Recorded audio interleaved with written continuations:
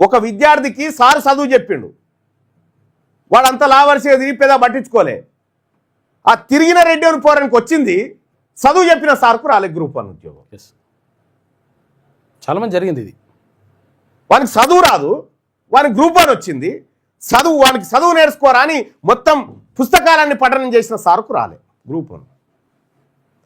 నేను చెప్తా ఉన్నా నిరుద్యోగ సోదరులారా, ఇక్కడ ఏవైతే ప్రేరేపిత ఉద్యమాలు జరుగుతాయో వాస్తవాన్ని గ్రహించండి. ఇక్కడ ఈడబ్ల్యూఎస్ ఖతం చేయకపోతే ఎన్ని నోటిఫికేషన్లు వేసినా నీకు ఏమొస్తుంది?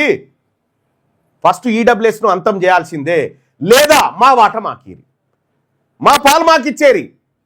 మీరు చెప్పిన దానికి మా లెక్కలు కులగణలో లెక్కలు జరిగి 56కి 56 ఇచ్చేరు మాకు, మా 56 మాకు ఇచ్చేరి. మీరు ఇయ్యారని మాకు తెలుసు, అందుకోసమే తీసుకోవడానికి వచ్చినాం. ఇంత అన్యాయం బీసీలకు జరుగుతూ ఉంటే ఇన్ని రకాల, మొన్ననే కదా లెక్కలు చెప్పింది, 11,500 కోట్ల రూపాయలు బడ్జెట్ పెట్టి 2,400 కోట్ల రూపాయలు ఖర్చు పెట్టని దుర్మార్గపు దొంగ అగ్రకుల ప్రభుత్వం ఇదని చెప్పిన కదా, అసెంబ్లీలోనే శాసన మండలిలోనే మాట్లాడి చెప్పిన కదా.